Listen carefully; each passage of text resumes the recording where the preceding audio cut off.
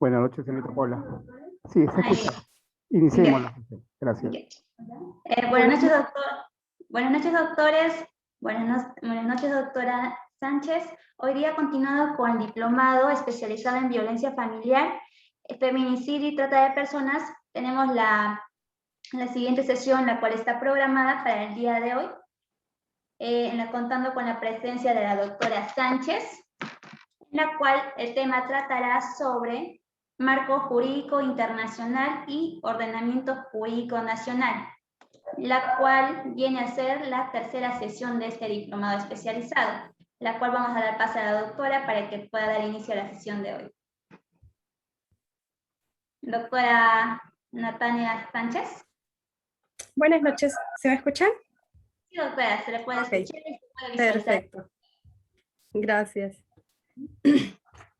Ok, muchas gracias, Paola. Vamos a continuar entonces con esta sesión, con esta tercera sesión, y vamos a hablar un poco sobre el ordenamiento jurídico internacional y nacional sobre la justicia para las mujeres, ¿ok?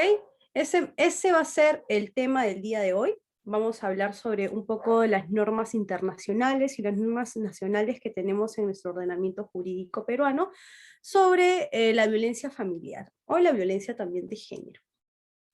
Hay un problema que ya hemos estado hablando justamente en la sesión pasada. Espera un momento, vamos a mover esto. Ok.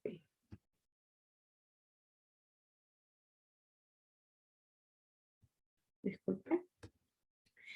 Son las estadísticas las cuales nos indican que más o menos 1 de cada 3 mujeres es víctima o ha sido víctima de violencia física o de violencia sexual a lo largo de toda su vida. Entonces, sabiendo que existe una problemática respecto a esto, nosotros vamos a hablar, nuevamente vamos a repasar un poquito sobre qué era la violencia de género. Habíamos dicho que la violencia de género implicaba mucho más, ¿cierto? Que solamente la violencia contra la mujer, que la violencia de género era más amplia y la violencia de la mujer estaba dentro de esa violencia de género. También nos dicen que a través de la historia la violencia contra la mujer o la violencia de género ha sido percibida como una violencia contra los derechos humanos.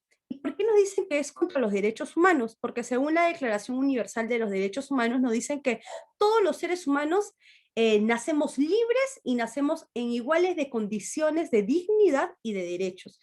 Por tanto, si hay una violencia y no hay una equidad de derechos para los hombres y las mujeres, entonces estaríamos atentando contra los derechos de las mujeres, los derechos humanos, y ese atentado sería específicamente contra los derechos humanos. Así también nos indica que esta problemática existe y se funda básicamente en la desigualdad que existe entre el hombre y la mujer, una desigualdad que está construida culturalmente y que es legitimada y producida por la propia estructura social. Sobre esto sí tengo que hacer hincapié en esta concepción que hace la Declaración de los Derechos Humanos y también la Corte Internacional de los Derechos Humanos, en cuanto a que indican que la violencia de género se funda básicamente en la desigualdad existente entre el hombre y la mujer. En eso, perfecto.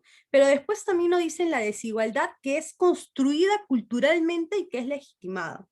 Cuando hablamos de la desigualdad que es construida culturalmente, nos estamos hablando de una desigualdad que socialmente nosotros lo hemos construido. Y como vimos en la clase pasada, no es algo que solamente la violencia contra el género, no es algo que solamente implica una construcción social de la violencia, sino que también va de la mano con otros aspectos.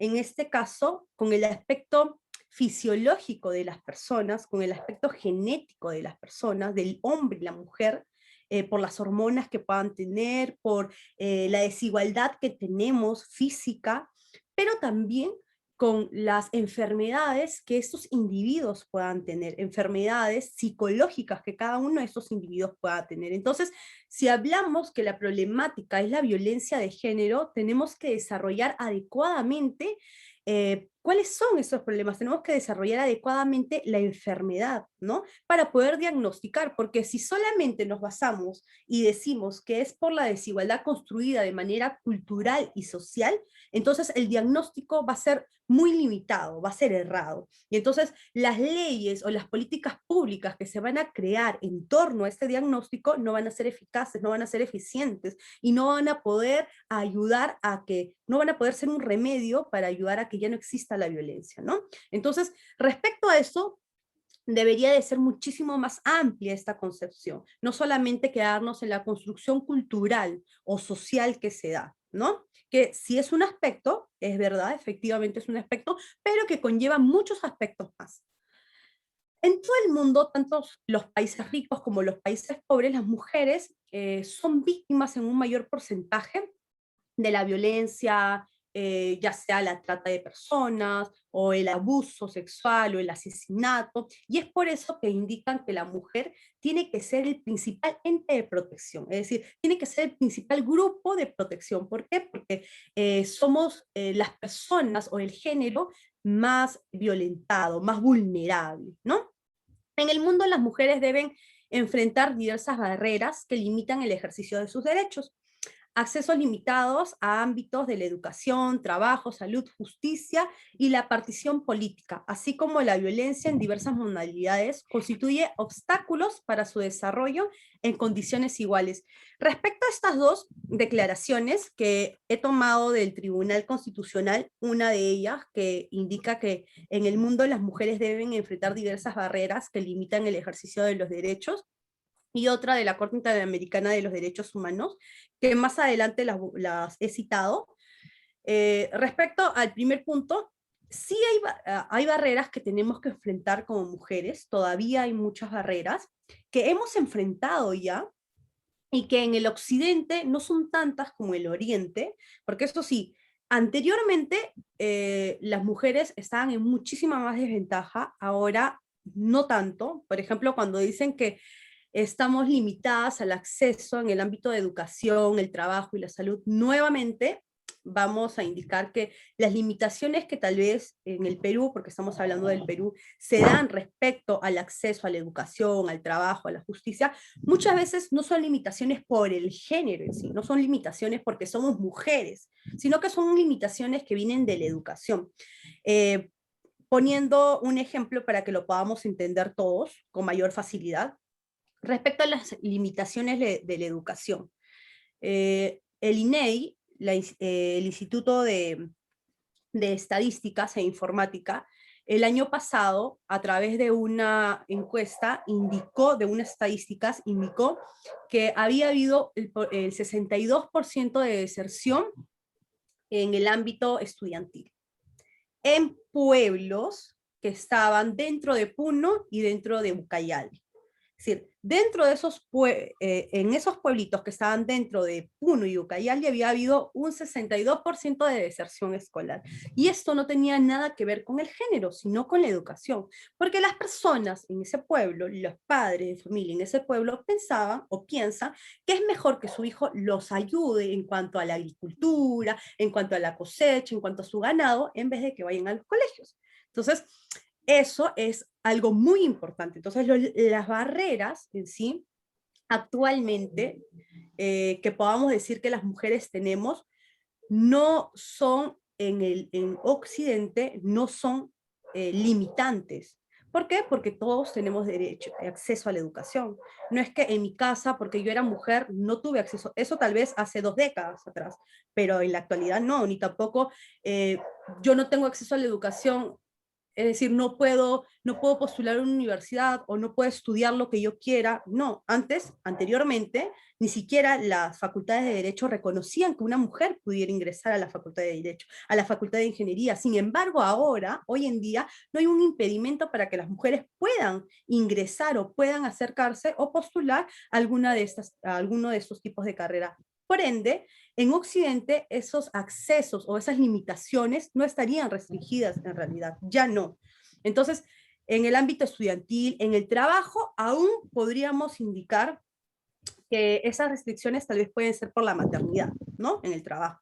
En la salud tampoco, porque cuando vamos a los hospitales no es que nos digan, ah, si usted es mujer no la podemos atender, y si usted es hombre sí. No, no hay esas restricciones acá en Occidente ni en el Perú, ¿no? En la salud, la justicia, la participación política tampoco, es más, ahora mismo tenemos una persona, una mujer, estando en contienda para poder ser presidenta del Perú. Entonces, tampoco no hay un limitante, ¿no? Dicen, no, las mujeres no pueden participar porque tienen que estar en su casa criando a sus hijos. No, no hay ese tipo de limitantes actualmente. Entonces, esas barreras, al transcurrir los años y con todas las legislaciones que hemos podido obtener en el transcurso de este tiempo, las hemos podido saltar poco a poco, ¿no? También nos indican los derechos que son vulnerados. Los derechos, los primeros es el derecho a la vida libre de violencia, el derecho a la asistencia y la protección integral, también el derecho, los derechos laborales, derechos en los campos de educación, es decir, es más, en los derechos laborales hemos ganado muchísimo las mujeres porque antiguamente ni siquiera teníamos un plazo para la maternidad. Ahora nuestro plazo se ha extendido por maternidad, ¿no? Entonces, eso también tenemos que ver porque son derechos ganados para las mujeres en el transcurso de todo este tiempo, gracias a las legislaciones y gracias a las normativas internacionales también. Luego vamos a tener algunas definiciones claras para poder seguir estudiando respecto al marco jurídico internacional y nacional. Entre ellos, la equidad de género. La equidad de género entre hombre y la mujer es un objetivo fundamental para el progreso del desarrollo humano. El Consejo Económico Social de las Naciones Unidas nos dicen que va a ser una herramienta. La equidad de género conlleva a valorar las implicaciones que tiene para el hombre y para la mujer cualquier acción que se planifique, ya sea que se trate de legislación, políticas, programas, en todas las áreas y a todos los niveles, tanto para el hombre como para la mujer. También nos dice que es una estrategia para poder conseguir que las preocupaciones y experiencias de las mujeres, al igual que la de los hombres, sean parte integrantes de la elaboración, puesta en marcha, control y evaluación de las políticas y los programas en todas las esferas políticas y económicas y también sociales. Es decir, una política pública, una legislación va a tener que pasar por esta equidad de género para ver de qué manera está afectando, ya sea positiva o negativa, tanto para el hombre como para la mujer. La igualdad de género nos dice que va a ser la herramienta por la cual vamos a poder combatir esta violencia de género. Es el instrumento jurídico internacional que prevé el combate a la violencia contra la mujer. Parte de un común denominador consiste en garantizar en todos los ámbitos la igualdad de género, lo que se traduce en un adecuado acceso a la justicia y condiciones de igualdad para las mujeres dentro de un procedimiento judicial en donde intervenga. Vamos a...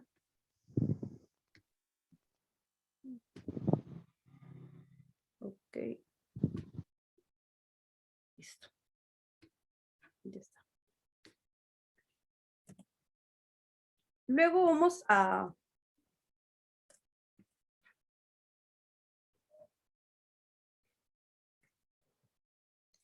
Vamos a pasar a evaluar cuáles son las conferencias y instrumentos internacionales. Ustedes saben que a lo largo de la historia hemos venido obteniendo como mujeres muchos derechos, pero estos derechos no han sido porque recién hace 10 años alguien dijo las mujeres están siendo abusadas, porque recién hace 20 años alguien dijo no, tenemos que hacer algo para poder dar o equiparar a las mujeres al igual que los hombres, ¿no? Esto viene desde hace mucho. Y uno de ellos, o los instrumentos más específicos, es el Convenio sobre la Eliminación de todas las formas de discriminación contra la mujer, que fue en 1979, y que se aprueba en la Asamblea General de las Naciones Unidas. Otra conferencia es la Conferencia Mundial para el Examen y Evaluación de los Logros del Decenio Nacional Unidas para las Mujeres, la Igualdad, Desarrollo y Paz, en 1985, en Nairobi. La Convención sobre los Derechos del Niño, en 1989, en Naciones Unidas, la Declaración sobre la Eliminación de la Violencia contra la Mujer, proclamada en la Asamblea General de las Naciones Unidas, también en Viena, en 1993, para reforzar y complementar el proceso iniciado en 1979, el proceso que les indiqué al principio, la Convención Interamericana para Prevenir, Sancionar y Erradicar la Violencia contra la Mujer, la más conocida como el Convenio Belém do Pará, en 1994, y las 100 reglas de Brasilia sobre el acceso a la justicia de las personas en condiciones de vulnerabilidad. Es decir, en el marco de las convenciones mencionadas y conferencias mencionadas anterior, es que se crea el Convenio Interamericano para prevenir, sancionar y erradicar la violencia contra la mujer. Este convenio va a integrar cada una de las partes que ya habían sido expuestas en algún momento desde 1979. Y él lo va a equiparar y va a formar una sola convención que va a servir para los países del Caribe y también para los países latinoamericanos. Avances en niveles internacionales. La Organización de los Estados Americanos, la OEA, por intermedio de la Comisión Interamericana de la Mujer, elabora un convenio internacional para prevenir, sancionar y erradicar, que es el Convenio de Belém do Pará, 1994. Los estados que lo ratifican se obligan internacionalmente a sancionar la violencia y tendría que haber subrayado esa parte, ¿no? Se obligan, no es facultativo. Una vez que tú firmas el convenio, el estado parte está obligado dice, se obliga internacionalmente a sancionar la violencia contra la mujer, a proteger a las víctimas y a promover las condiciones necesarias para su erradicación como una forma de seguir avanzando y complementando otros instrumentos internacionales. La normativa internacional entonces es bastante abundante respecto a los derechos humanos y como ya hemos dicho, la violencia contra la mujer atenta a los derechos humanos. Por ende, hemos tomado también como ejemplo la Declaración Universal de los Derechos Humanos, la Declaración sobre la Eliminación de Violencia contra la Mujer, la Declaración y Plataforma de Acción de Beijing, que nosotros, el Perú lo firmó en 1995, el Convenio sobre la Eliminación de todas las formas de discriminación contra la mujer, el Protocolo Facultativo de la Convención para eliminar toda forma de discriminación contra la mujer, la Convención Interamericana de la Concesión de los Derechos Políticos a la Mujer y la Convención Americana sobre los Derechos Humanos. Todos estos forman parte después de la Convención de Belém do Pará, es decir, está dentro de la Convención de Belém do Pará. En 1995, como les había indicado, se suscribe el Acuerdo de la Plataforma de Beijing, aceptando los compromisos de erradicar las brechas de género y toda forma de discriminación por sexo. Los estados acuerdan exactamente promover los objetivos de igualdad, desarrollo y paz para todas las mujeres del mundo en intereses de toda la humanidad. Sí. A eso se comprometen con esta plataforma, pero esta plataforma llega al Perú y da implica tres cosas muy importantes. Fomenta el enfoque de género en las políticas públicas, también busca la superación de las barreras y obstáculos para la igualdad de género y indica que el Ministerio de la Mujer va a ser un ente rector que se va a encargar de diseñar, promover y también ejecutar políticas de desarrollo social y humano, promoviendo la equidad de género y la igualdad de oportunidades para no solamente las mujeres, sino que aquí vamos a añadir un poco más y va a ser para las mujeres, la niñez, los adultos mayores, las poblaciones en situaciones de pobreza o extrema pobreza, también las poblaciones que se encuentran en discriminación y las poblaciones excluidas para poder formar y avanzar en esta lucha contra la violencia. No obstante, el Perú también firma, después de haber firmado esta plataforma de brecha de Beijing, en 1996 firma el convenio, se equipara al convenio Belém do Pará, y analiza la necesidad de tutela que requieren las víctimas de violencia familiar o de violencia en cualquier clase. También le otorga una tutela efectiva a las víctimas y evita que haya un daño irreparable, ¿no? En este caso, que se pueda llegar al feminicidio, a la muerte de una mujer por manos de un hombre. Y así es que crean distintas políticas de Estado. Y estas políticas de Estado sirven exactamente para eso, para poder plantear desde el Estado diversas plataformas o diversas estrategias para que yo pueda combatir este tipo de violencia. Pero hay que tener mucho cuidado con las políticas del Estado, porque las políticas del Estado se deben de usar o tienen que tener una intervención limitada. en el ámbito que le compete nada más al Estado, porque si dejamos de manera arbitraria que el Estado se inmiscuye en cada una de las cosas, entonces vamos a tener que después limitar esos poderes que se le ha dado al Estado, y es lo que no se quiere, ¿no? Anteriormente, o ya en la próxima sesión, si mal no recuerdo, tenemos que hablar sobre los derechos de los niños, niñas y adolescentes, y ahí un poquito vamos a ahondar sobre este tema, ¿no? Como cuando el Estado emite políticas públicas que muchas veces van a intervenir en el aspecto íntimo del desarrollo de la familia, del niño y el del ciudadano a pie, ¿no? Cuando el Estado quiere tratar de, con la coerción que él tiene, implementar políticas dentro de las familias, ¿no? Y eso tenemos que cuidarnos. Porque dentro de las políticas públicas, si bien el Estado va a tener el control de poder crear lineamientos que ayuden a que no haya esta brecha entre el hombre y la mujer, también tiene que indicar que estos enfoques deben de hacer de acuerdo a la legalidad y de acuerdo también a las formaciones de cada uno, porque imagínense ustedes si vamos, como ya hubo hace un tiempo, la intervención del Estado en cuanto a la formación de los niños, ¿no? Yo como Estado tengo que limitarme, porque para eso están los padres, para eso está la familia, para poder formar. Yo educo, pero en cuanto a la formación, está cada familia, para que cada una de las familias, dependiendo a su nivel de moralidad, dependiendo a su nivel en el ámbito religioso, ellos puedan educar como requieran sus hijos, ¿no? Y el Estado no tendría que imponer o poner coerción en cómo nosotros, o cómo el Estado quiere que se eduquen a los niños. Luego, dentro de las políticas públicas que ya se han creado en el Perú, tenemos el Decreto Supremo 027/2007, que es de la Presidencia del Consejo de Ministros, la Política Nacional de obligatorio cumplimiento para las entidades de gobierno nacional en materia de igualdad del hombre y la mujer. Dentro de ellas hay una promoción en la sociedad en las acciones para garantizar el derecho a la no discriminación de las mujeres y la erradicación de la violencia familiar y sexual. El Decreto Supremo 08/2016, que es promulgado por el Ministerio de la Mujer y Poblaciones Vulnerables, crea un plan nacional contra la violencia de género que va a abarcar el periodo del 2016 al 2021, que adapta las características de este plan esencial multisectorial, porque se aplica en diferentes niveles de gobierno, tanto en los niveles regionales como en los niveles también locales.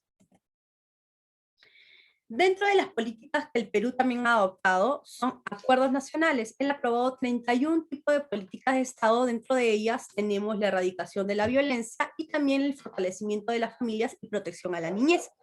También podemos ver que dentro del Estado ha constituido un marco orientado para la definición de los objetivos nacionales en las políticas y las metas de acción, incluyendo un plan de bicentenario que justamente se ha dado en este año.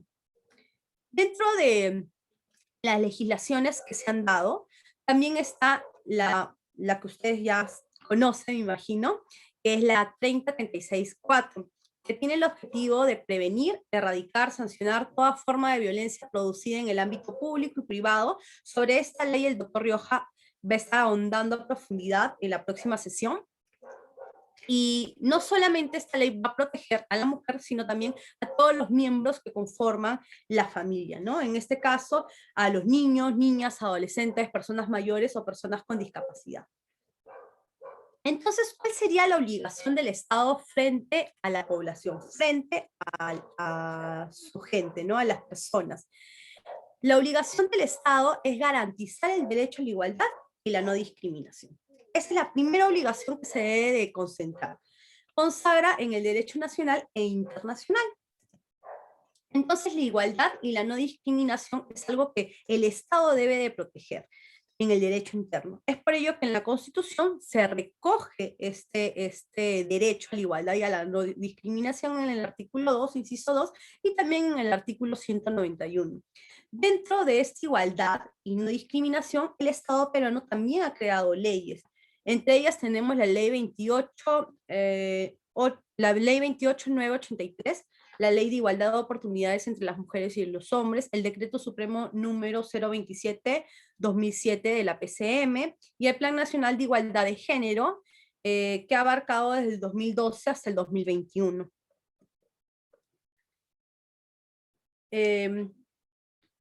También tenemos los tratados internacionales y el derecho interno. Cuando nosotros hemos estudiado derecho, siempre nos han enseñado la pirámide de Kelsen. En esa pirámide, lo más alto de la pirámide era la Constitución, es decir, que nada podía ir en contra de lo que indica tu Constitución.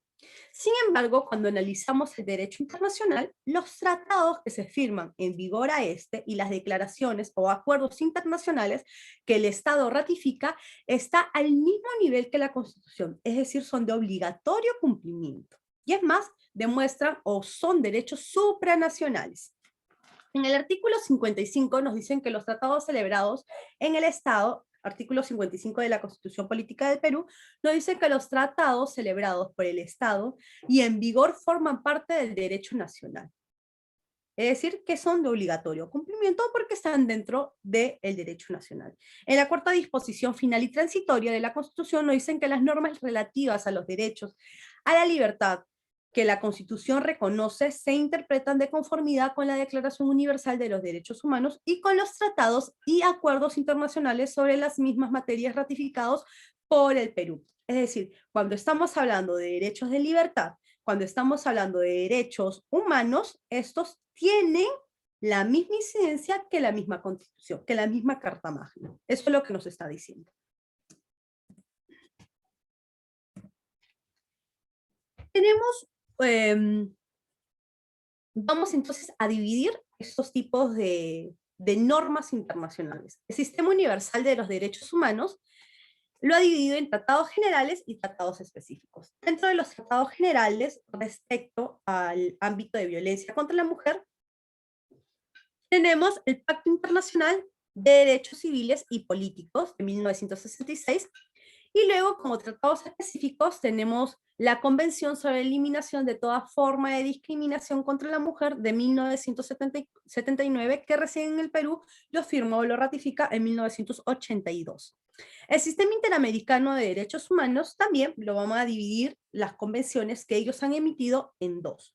El tratados generales y tratados específicos. Dentro de los tratados generales del Sistema Internacional de Derechos Humanos tenemos la Convención Americana sobre Derechos Humanos, que es el Pacto de San José, de 1969, y los tratados específicos tenemos la Convención Interamericana para prevenir, sancionar y erradicar la violencia contra la mujer, que se da, que es el Convenio Belén do Pará, que se da en 1994 y luego es ratificada recién en el Perú 2 años más tarde, que es en 1996. ¿Qué es lo que buscan estos tratados internacionales? ¿A qué apuntan estos tratados internacionales? Uno, a remover obstáculos para una real vigencia del derecho a la igualdad entre la mujer y el varón. Otro, implementar medidas para acelerar la igualdad real entre la mujer y el hombre. La tercera es adoptar políticas, planes, programas, integrando el principio de igualdad de género. Promover la igualdad de oportunidades en la sociedad y el Estado.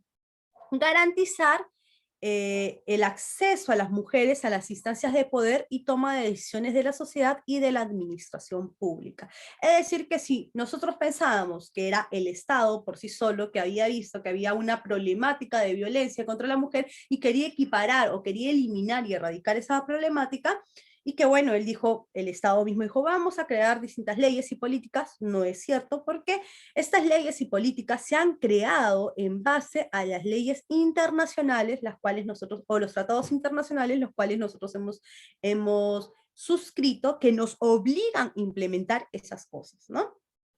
Que nos obligan a implementar y a derrotar esas brechas que hay entre el varón y la mujer.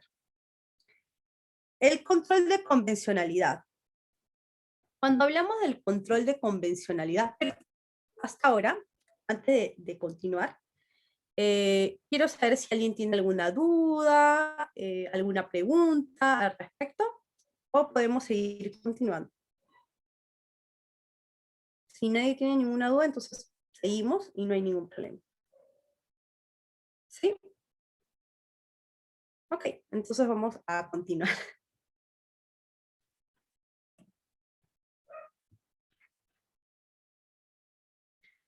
El control de convencionalidad. El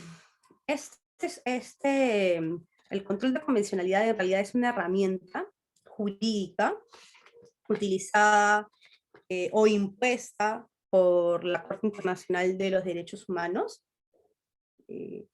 Esta surge en el seno de la jurisprudencia de esta Corte Internacional de los Derechos Humanos y nos permite o permita que cada uno de los estados se obligue a realizar cada una, que se obliga a realizar cada uno de los derechos humanos o se obligue a perpetrar cada uno de esos derechos humanos, dándole énfasis dentro de su legislación internacional. Es decir, si en mi legislación internacional no estaba, o yo no lo veía anteriormente, que la violencia contra la mujer era un derecho humano vulnerado, ahora sí lo voy a tener que tratar. ¿Por qué? Porque eso me dice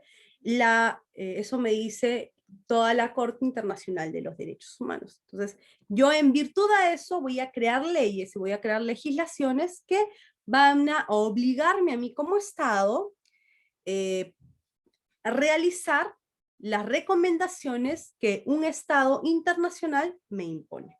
Entonces, cuando hablamos del control de convencionalidad, va a ser en sí esa herramienta que vamos a utilizar, y ya hemos mencionado la Constitución Política del Perú en el artículo 55, que nos habla que los tratados celebrados por el Estado en vigor forman parte del derecho nacional, y también la cuarta disposición que nos dice que las normas constitucionales relativas al derecho humano se interpretan de conformidad a la Declaración Universal de los Derechos Humanos y a los tratados de acuerdo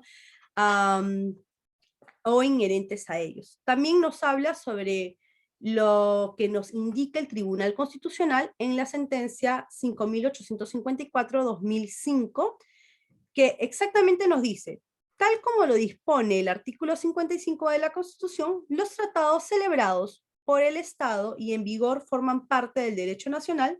De esta manera, los tratados sobre derechos humanos ratificados por el Estado peruano por pertenecer al ordenamiento jurídico interno son derechos válidos, eficaces y en consecuencia inmediatamente aplicables al interior del Estado.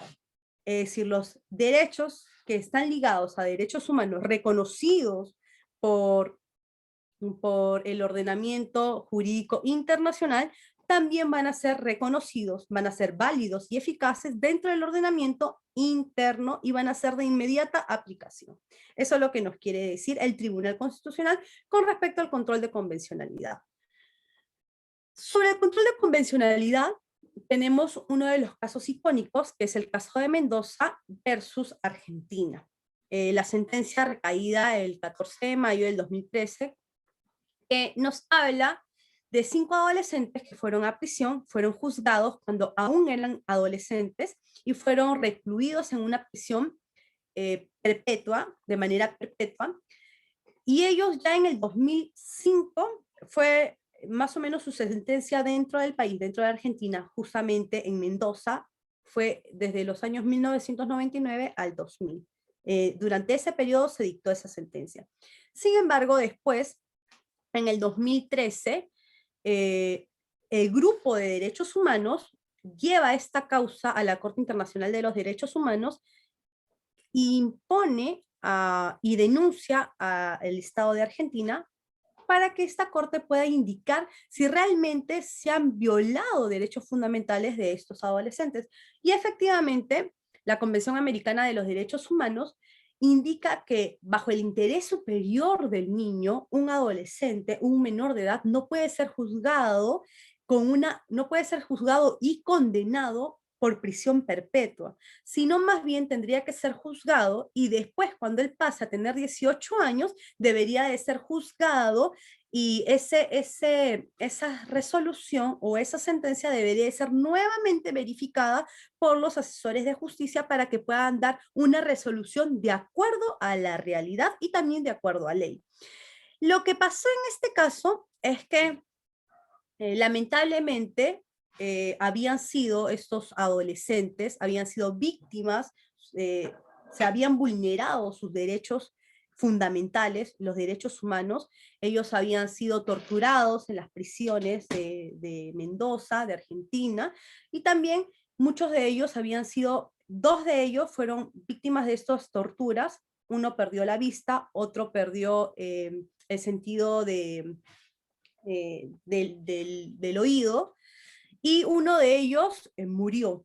Entonces, lo que indica esta sentencia es, primero, que hay una reparación civil, una reparación monetaria, una indemnización por parte del Estado para esos chicos, luego que nuevamente se revise su caso y que de ser posible ellos salgan, o en todo caso que sigan con la sentencia, una sentencia aplicable acorde a la razonabilidad, y también dentro de la cárcel que puedan llevar distintos tratamientos para que ellos puedan recuperar lo que se había perdido y también puedan insertarse dentro de la sociedad. Es decir, tener mecanismos para que cuando ellos salieran puedan insertarse en la sociedad, puedan ser útiles en la sociedad. Y asimismo hacen que cambien ese panorama que ellos tenían de su legislación, que podían juzgar a menores de edad y podían condenarlos a prisión perpetua. Entonces ellos cambian la modalidad en que su ordenamiento jurídico interno juzgaba a los adolescentes, en principio al interés superior del niño, y ellos tienen que adecuarlo a las recomendaciones que le dan en esta sentencia. Entonces aquí vemos un claro ejemplo del control de convencionalidad. Dentro de la Convención Internacional Interamericana para Prevenir, Sancionar y Erradicar la Violencia contra la Mujer, la Convención de Belén do Pará, en el artículo 7 nos dice algo muy importante. Dice: los Estados partes condenan todas las formas de violencia contra la mujer y convienen en adaptar por todos los medios apropiados y sin dilaciones políticas orientadas a prevenir, sancionar, erradicar dicha violencia y en llevar a cabo lo siguiente. Como les decía, no es que al Estado peruano o todos los estados dentro de Latinoamérica hayan dicho, uy, sí, tenemos que crear una ley porque estamos viendo que hay una necesidad. No, sino que este convenio obliga a que los estados cumplan con crear políticas, con crear estrategias y con crear los medios apropiados para que se pueda erradicar y para que se pueda prevenir este tipo de violencia contra la mujer. Es decir, que es un mecanismo que desde afuera hace que el Estado mismo cree distintos mecanismos para que esta violencia se pueda erradicar. Y entre ellos, entre las obligaciones que tienen los estados, las obligaciones más resaltantes, hemos visto que en el inciso B, actuar con la debida diligencia para prevenir, investigar y sancionar la violencia contra la mujer. Luego la C es incluir en su legislación interna normas penales, civiles, administrativas, así como las de otra naturaleza que sean necesarias para prevenir, sancionar y erradicar la violencia contra la mujer y adaptar las medidas administrativas apropiadas que sea del caso. Por eso que vemos que también se implementó normas penales, como las normas que implican lo del feminicidio, normas civiles y administrativas que ayudan a que esta violencia pueda ser erradicada. En la D dice adoptar medidas jurídicas para conminar al agresor y abstenerse al hostigamiento, intimidar, amenazar, dañar o poner en peligro la vida de la mujer en cualquier forma que atente contra su dignidad o perjudique su propiedad. La F, establecer procedimientos legales justos y eficaces para la mujer que haya sido sometida a violencia, que incluya, entre otros medios de protección, un juicio oportuno, el acceso efectivo a tales procedimientos. Establecer los mecanismos judiciales y administrativos necesarios para asegurar que la mujer objeto de violencia tenga acceso efectivo al resarcimiento, reparación de daños y otros medios de compensación justos y eficaces. Estas son las cuatro más resaltantes, las cuatro obligaciones más resaltantes que he podido sacar de este articulado, en donde indican qué es lo que tiene que hacer el Estado. También en la H indica que el Estado tiene que tener periódicamente estadísticas de cómo ha ido evolucionando la implementación de estas leyes, durante todo este periodo. Es decir, si desde el 2015 se suscribe la ley para erradicar y prevenir y sancionar la violencia en contra de la mujer, ¿cómo es que ha ido evolucionando la sociedad al poner esta ley en marcha? Y es por eso que INEI cumple una función muy importante, ya que gracias a ella vamos a poder saber estadísticamente si la violencia sube, si la violencia baja, o en todo caso, si las personas están tomando conciencia de cómo tienen que tratar a las mujeres o cómo tienen que tratar a las personas que están en estado de vulnerabilidad, ¿no? La ley 3036-4, el Estado peruano tiene más o menos a fines del 2015, promulga la ley para prevenir, sancionar y erradicar la violencia contra la mujer y los integrantes del grupo familiar, a través de la cual constituye un marco normativo que establece la creación del Sistema Nacional para Prevención, Sancionar y Erradicación de la Violencia contra la Mujer y los integrantes del grupo familiar, como un sistema funcional y multisectorial, siendo uno de los principales objetivos promover, coordinar y articular la participación de las diferentes instituciones públicas, sociedades civiles, organizadas, sectores privados y medios de comunicación a fin de garantizar la prevención, sanción, erradicación de la violencia contra la mujer y los integrantes del grupo familiar. Es decir, lo que hace esta ley es crear ese sistema multisectorial que abarca desde la municipalidad hasta el Ministerio Público. ¿Para qué? Para crear interacción entre todas estas entidades del Estado para que puedan prevenir y para que puedan ayudar a la erradicación de la violencia contra la mujer. Vamos a analizar un poquito más sobre esta ley en largos rasgos, sobre la jurisprudencia de la aplicación de la ley. ¿Cómo es que se está aplicando esta ley actualmente en el Perú? Y si está siendo aplicada adecuadamente, si está siendo aplicada de manera eficaz, tal vez, por parte de los jueces.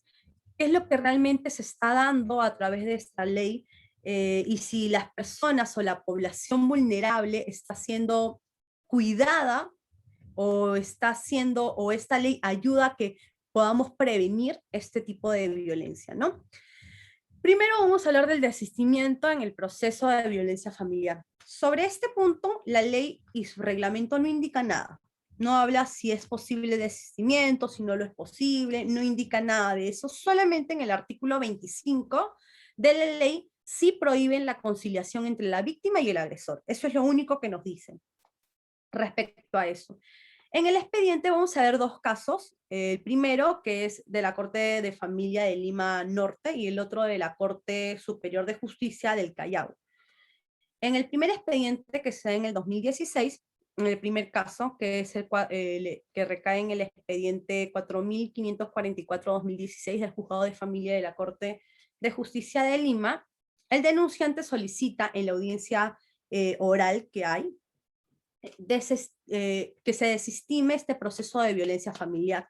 Y el juzgado resolvió tener por desestimado el proceso de agravio a la agraviada y en consecuencia que se dé por concluido el proceso sin declaración sobre el fondo y se dispuso el archivo definitivo. Es decir, que aquí vio que sí, no había ningún problema en el desistimiento porque era por parte de la víctima, de la agraviada, y si ella no quería continuar con este proceso de violencia familiar, no había ningún problema y lo archivó, ¿no? No se pronunció sobre el fondo y lo archivó. Sin embargo, en el año 2017, en el caso que recae en el expediente 318 en el Juzgado de Familia de la Corte de Justicia del Callao, en este caso se da por escrito esta petición, y justo antes de la audiencia que iban a tener. Y se solicita lo mismo, ¿no? Se solicita que se declare, se solicita que el desistimiento de este proceso y se deje sin efecto la audiencia programada, ¿no? Sin embargo, lo que se resolvió por parte del juez es que se declare improcedente la solicitud de desistimiento y se dispuso a proseguir los actuados conforme al Estado, es decir, que sí tenían que acudir a la audiencia o que sí se iba a llevar a cabo la audiencia. En este caso vemos dos criterios muy distintos. Uno en donde efectivamente aceptan el desistimiento porque es por parte de la agraviada, y en el otro, a pesar de que también es por parte de la agraviada, no aceptan este desistimiento porque piensan que es algo de lo cual no pueden desistirse, no pueden, es un derecho al cual no pueden renunciar. Y en ese aspecto, creo yo que la legislación debería de ser un poco más clara, ¿no? En este proceso de desistimiento, en los casos de violencia familiar, sería muy difícil indicar que sí haya desistimiento, porque pueden indicar también que o pueda haber coerción de la parte agresora para que ella deje este proceso de familia, o se puede sentir afectada porque puede haber algún tipo de amenaza también. Por lo tanto, debería la ley indicar precisamente o indicar de manera literal que el desistimiento no se puede regular. No, así como indica que se prohíbe la conciliación, igual se debería indicar literalmente que no se debería que no se debería de declarar la improcedencia, a pesar de que el desistimiento, disculpen, a pesar de que la parte que denunció lo está pidiendo, ¿no? Porque de esa manera protegemos a la víctima, y también de esa manera voy a poder indicarle a la víctima que si no está en un caso de violencia familiar y quiere denunciarlo solamente porque, no sé, me cae mal, porque quiero causarle daño, o otras cosas que se han visto también en la realidad, porque si bien muchas de las denuncias son ciertas, otras de las denuncias solamente se han hecho para causar algún tipo de agravio, por despecho, por alguna otras cosas, ¿no? Muy mínimo, pero sí se ha visto que ha pasado por eso. Entonces, si yo le doy este tipo de connotación a esta ley, yo voy a hacer que las personas piensen antes de poner esta denuncia. ¿Por qué? Porque saben que no va a haber ningún tipo de desistimiento en el proceso. Entonces van a tener que comenzar y que culminar con ese proceso. Y que la Fiscalía, el Ministerio Público, la van a llamar para que ella pueda seguir con este proceso. Entonces, yo creo que si hubiera un criterio unánime con respecto al desistimiento, sería muy bueno, porque ahorraría muchas veces que las víctimas puedan ser coercionadas, o tal vez también ayudaría a que las personas que lo hacen de mala fe puedan tomar conciencia de eso, ¿no? También tenemos la citación a audiencias únicas. Respecto a eso, sí tenemos en el reglamento de la ley 3036, dispone literalmente: el juzgado de familia puede realizar audiencias con la sola presencia de la víctima o sin ella, en el caso de las circunstancias lo amerite.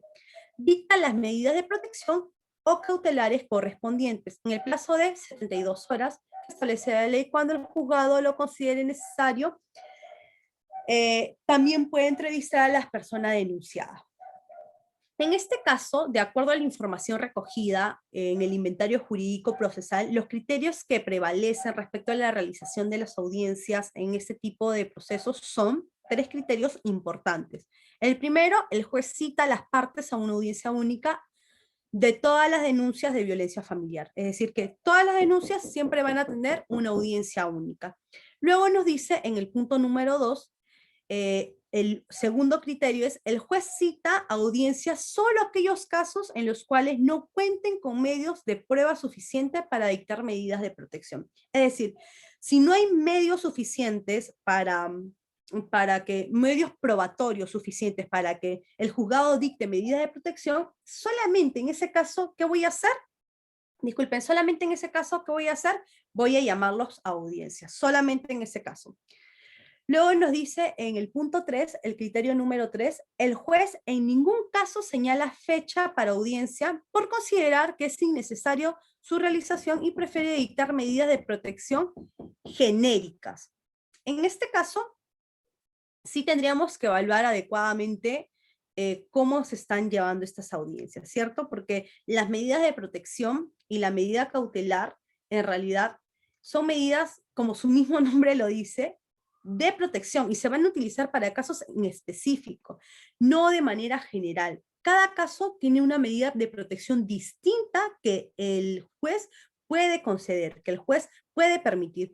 En todo caso, si nosotros si los jueces vean conveniente que es innecesario porque se dilata más el tiempo, en mi parecer, las medidas de protección genéricas no deberían de ser, porque lo único que le da es la posibilidad de que el juzgado solamente las dicte sin necesidad de tener o de llevar a cabo un seguimiento a estas medidas. También nos dice sobre la citación a audiencias únicas. En la Corte Superior de Lima Norte se ha podido identificar que el juzgado de familia generalmente cita a audiencias únicas a las partes, y solo en los casos de los cuales se trata de riesgo severo dictan medidas de protección en forma inmediata. Eso de acuerdo al factor de riesgo, se deben de dictar las medidas de protección, pero igual cada una de ellas, a mi parecer, debe de ser inmediata. En el expediente 6812-2016, el Juzgado de Familia de la Corte Superior de Justicia de Lima Norte prescindió de la realización de la audiencia.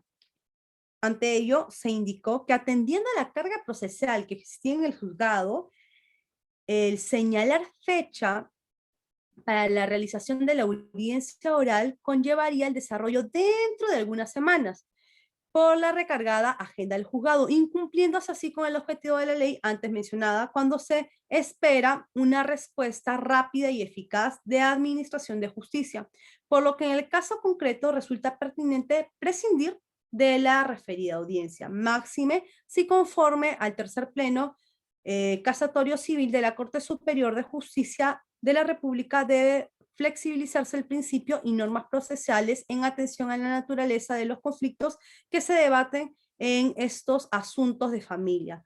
Pues inclusive en el artículo 35 del referido reglamento se contempla la posibilidad de realizarse la audiencia con o sin presencia de la víctima, y la entrevista del denunciado se realizará solo si el juzgado lo considera pertinente. En este caso, a fin de implementar o a fin de poder ser eficaces con respecto a los plazos otorgados, se indicó en la Corte Superior de Justicia de Lima Norte que no se debería, o que ellos vieron la posibilidad de que no se den las audiencias, ya que si se daban esas audiencias se iba a dilatar mucho más todo lo que era con respecto a todo lo que eran a las medidas de protección. Entonces, lo que ellos dijeron es, mejor dicto medidas de protección generales y pongo punto aparte a estas audiencias, porque lo único que van a hacer es dilatar cada vez más los procesos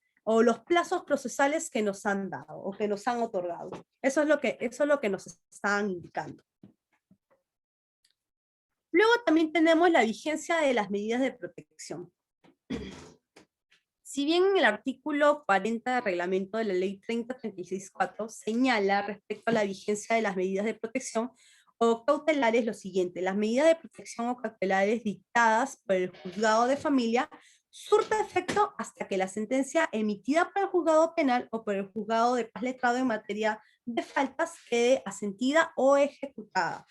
Sin embargo, en la práctica judicial se aprecia que los jueces de familia no toman en cuenta este dispositivo legal, ya que se remite el original del expediente al Ministerio Público o al juzgado de paz letrado, según corresponda.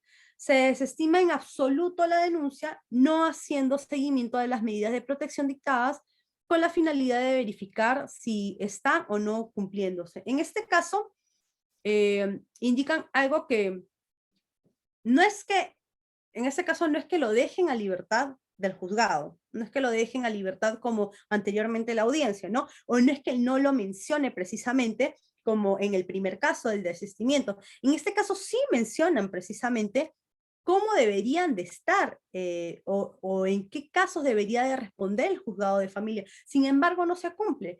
Lo que nos está indicando esto con respecto a la vigencia de las medidas de protección es que una vez que se dictan las medidas de protección dentro del juzgado de familia, ¿qué hace el juzgado de familia? Envía todo el expediente en original al Ministerio Público o al juzgado de paz letrado, según corresponda. ¿Y qué pasa? Que el juzgado de familia se queda sin ningún tipo de expediente.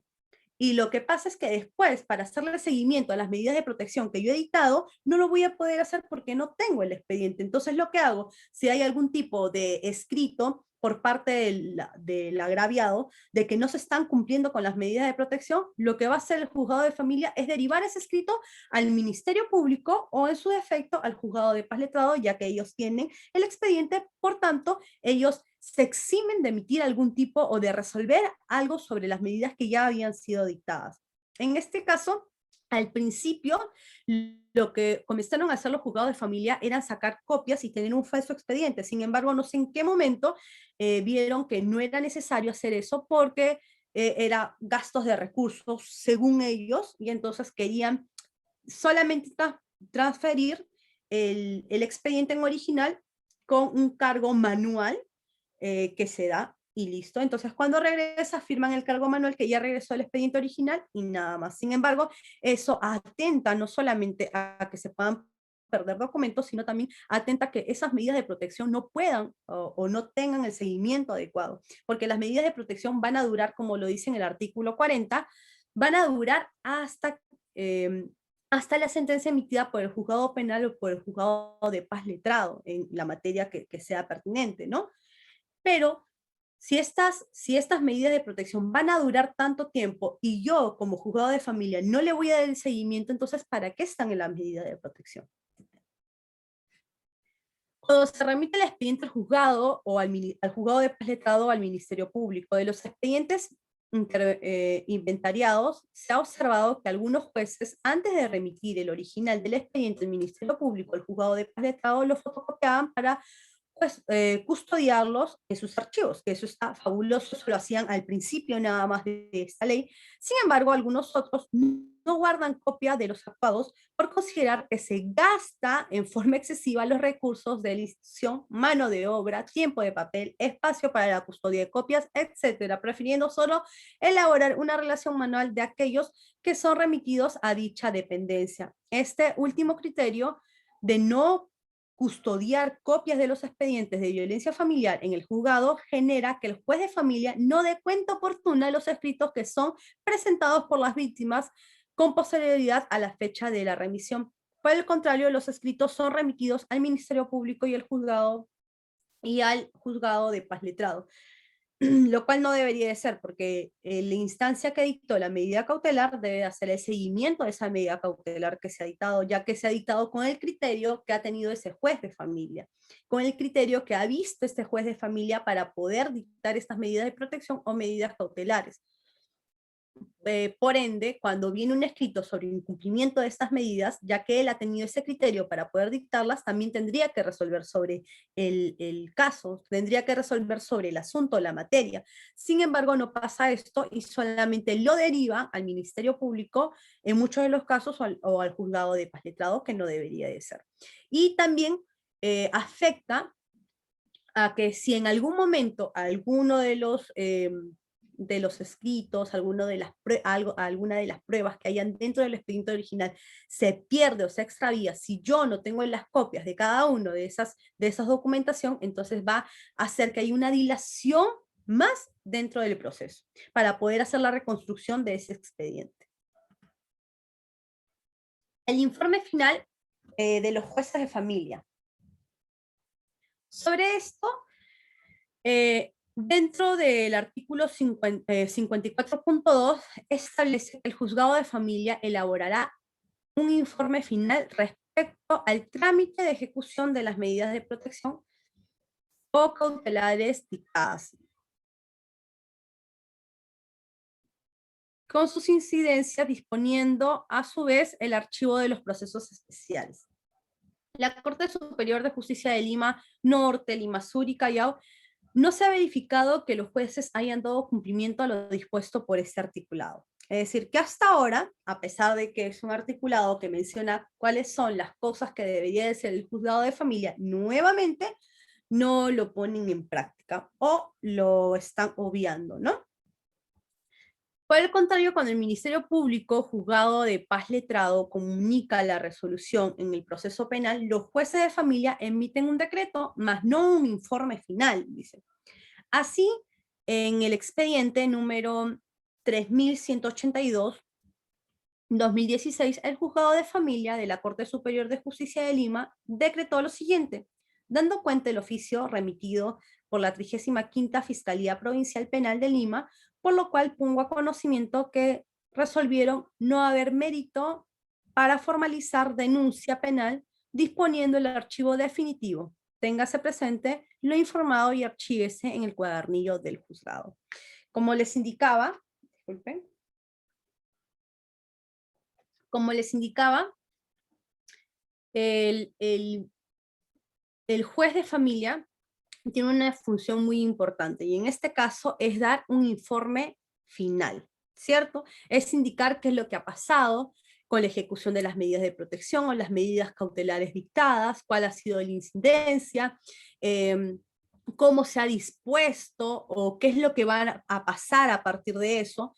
Sin embargo, esto no se da en la práctica, tal vez por el exceso de carga procesal que pueda tener, porque también tenemos que ser conscientes que los juzgados de familia, en realidad todos los juzgados, tienen muchísima carga procesal, y ahora con la pandemia muchísima más, porque se han acumulado muchos procesos, pero sin embargo, esto no debería, la carga procesal no debería de ser un obstáculo, no debería de ser algo que haga que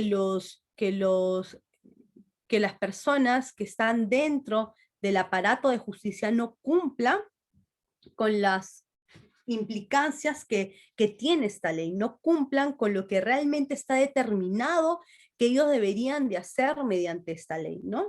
Por el contrario, dice que una vez que el Ministerio Público, el Juzgado de Paz Letrado, comunica que ya se ha resuelto el proceso penal, los jueces de familia lo único que hacen es emitir decreto para que se archive o para que se disponga a lo que ya el juzgado penal ha indicado. Entonces, aquí vemos que hay un desfase, cuando en realidad lo que deberían de hacer los jueces de familia es informar realmente cuál ha sido el estado de todo este proceso, para que también nosotros, o para que también los operadores de justicia puedan saber exactamente cómo ha sido la protección y cómo ha sido la ejecución de todas estas medidas, porque lo que se busca con esta ley, si bien es prevenir, sancionar y erradicar, también es poder brindar protección a las víctimas de violencia, brindar protección a las víctimas que han alzado la voz y han dicho: yo voy a denunciar, yo ya no voy a aguantar este tipo de violencia. Pero sin embargo no se ve, porque las medidas de protección que deberían de tener relevancia, un papel protagónico y principal dentro de los operadores de justicia, no se da. No se da estas medidas de protección como debería de ser. Primero dictan medidas de protección genéricas, en algunos casos ni siquiera dictan estas medidas de protección. Entonces, ¿cómo la víctima va a poder alzar su voz si en realidad no siente que el Estado, no siente que el aparato de justicia puede protegerla de su victimario, de su agresor? Entonces, por eso que muchas veces la violencia dentro de la familia, la violencia de la mujer, se ve callada, se ve silenciada. ¿Por qué? Porque sienten que no van a poder obtener protección por parte del Estado, que no van a poder obtener protección por parte del aparato estatal. Entonces, por eso es que esta ley indica cuáles son los pasos que se debe tener y cuáles son las funciones de cada uno de los jueces y las instancias pertinentes. Y si una de las instancias deja de hacer o deja de cometer o deja de cumplir con esa función, entonces vemos que se ve mermado todo el aparato, es decir, vemos que se ve mermado toda la consecución de pasos que se ha dado a través de esta ley. Y por solamente una persona o un funcionario o un operador del derecho que no cumpla como debería de ser a cabalidad sus funciones, tal vez la víctima se ve nuevamente victimizada, ¿no? Entonces, se podría decir como reflexiones finales que la eficacia real y la vigencia de los derechos no depende tanto del reconocimiento legal de los derechos a la no discriminación, sino de la adecuada aplicación de las normas, ¿no? Si yo voy a aplicar adecuadamente mis normas, voy a darle relevancia a esos derechos por los cuales yo estoy abogando. Pero de nada me sirve que como Estado yo reconozca que tengo que luchar contra la violencia, que yo reconozca que el hombre y la mujer son iguales, que yo reconozca que es un derecho humano la violencia contra la mujer. Sin embargo, mis operadores de justicia, sin embargo, los instrumentos que tengo no dan una cabal protección, entonces eso no va a valer de nada, ¿no? Eso no va a servir para nada. Entonces, si no hay una adecuada aplicación de la norma jurídica, no va a poder haber una adecuada no va a poder haber una adecuada erradicación de la violencia de género contra la mujer, ¿no? No va a poder haber eso. Entonces, si yo no tengo exactamente remedio adecuado para esa enfermedad va a seguir creciendo. Eso es lamentable. Para ello, la toma de conciencia de su obligación de garantizar la vinculación de derechos humanos por parte de los funcionarios del Estado resulta fundamental. La Declaración de los Derechos Humanos, la Declaración Internacional de los Derechos Humanos, siempre tiene que tener una vinculación directa a las normas legales que nosotros podamos hacer. Porque si nosotros reconocemos eso y concientizamos a los operadores o al Estado, va a resultar fundamental para poder seguir avanzando en esta lucha que día tras día las mujeres y todas las personas estamos teniendo, ¿no? Esta lucha que ha permitido que esas brechas tan grandes que antes había puedan ser disminuidas poco a poco. Pero si nosotros no vinculamos esta normativa nacional con la normativa internacional, que está muchísimo más desarrollada, entonces siempre nos vamos a quedar en en la posibilidad, pero nunca vamos a llegar hasta donde queremos realmente, que la meta es erradicar ese tipo de actos contra la mujer. No sé si alguien tendrá alguna pregunta. ¿Algún comentario al respecto? Hola. Hola, buenas noches. Hola, Henry. Sí, no, doctor, ¿alguna pregunta, alguna inquietud? Hola. Aló. Buenas noches, doctora Sánchez. ¿Me escucha? Muy buenas noches. Sí, dígame su nombre, por favor. Ya, le saludo el abogado Tito López. ¿Cómo está? Mucho gusto. Dígame. Sí, doctora, he estado escuchando atentamente la ponencia que usted está realizando y quería hacer un comentario, ¿no? Referente a la norma, la 3036-4. Sí. Bueno, usted había leído la norma y en las cuales, pues, una persona, quería hacer un comentario sobre un hecho, ¿no? Cualquier persona que es víctima de violencia, pues, actualmente acude a la comisaría, realiza la denuncia, y cuando recepciona la denuncia, la comisaría lo que hace es remitir dos oficios, un oficio remitiendo al juzgado de familia y otro oficio remitiendo al juzgado penal de turno. Entonces, acá lo que se realiza es, de manera inmediata, es, en el ámbito penal, la ubicación, ¿no? Y captura, si es que hay flagrancia delictiva, para, detener a esta persona que ha agredido a un miembro a una mujer o algún miembro del grupo familiar, ¿no? Y paralelamente a eso también, doctora, se brinda, pues, ¿no? Pero eso ya toma un trámite correspondiente, se brinda las medidas de protección genéricas que usted estaba comentando. Mi comentario, doctora, es referente de que muchas veces estas denuncias pues no prosperan. ¿Por qué? Porque como usted lo había comentado, las mujeres son víctimas de alguna amenaza, ¿no? Pero en su mayoría, bueno, dentro de la experiencia de la defensa privada que he realizado, en su mayoría son mujeres dependientes, son amas del hogar, Amas de casa. dependientes, amas de casa, dependientes del marido. Y al momento de hacer eso, por ejemplo, me ha tocado algunos casos, de repente el agresor es una persona importante, puede ser un fiscal, no puede ser un juez, puede ser un funcionario público. Entonces, la mujer en el acto realiza la denuncia, prospera la denuncia, pero posteriormente viene y dice, doctor, mi pretensión ya no es esto, ¿por qué? Voy a perjudicar a mi familia, a mi esposo, los ingresos, todo esto, ¿no? Entonces, lo que va del tema es un desistimiento. Lógicamente que el abogado de parte tiene que ver otras alternativas, ¿no? Porque lógicamente la conciliación no procede.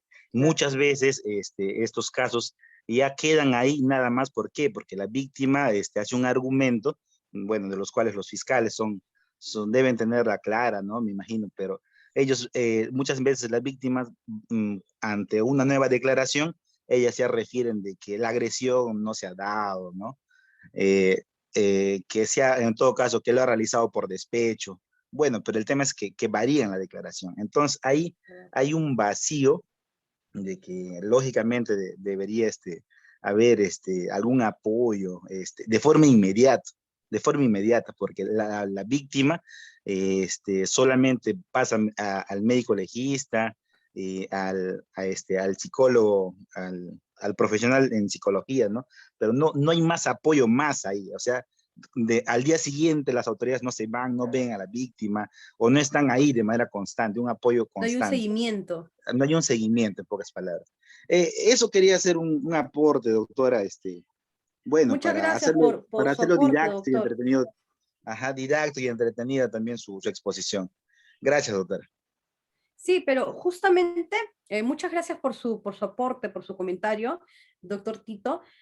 Justamente también se han creado estas casas que ayudan a las mujeres que son víctimas de violencia y que muchas veces son dependientes, estas casas de acogida para las mujeres, que son casas donde ni siquiera el juez, solamente el juez de familia sabe la ubicación de estas casas, ¿no? Que yo tengo entendido que hay solamente 2 casas de acogida para todo Lima Norte y una casa en Lima Sur, ¿no? Y estas casas son ocultas, nadie sabe exactamente en dónde quedan, pero sí el juzgado de familia y el Ministerio Público tienen la certeza de dónde son y solamente se mandan en casos extremos, que no debería de ser que solamente se dieran en casos extremos, sino que se debería de dar en realidad cuando se ve, ¿no? Que hay una dependencia, que la víctima nuevamente tiene que ingresar a la casa y no tiene que estar conviviendo con ese agresor, ¿no?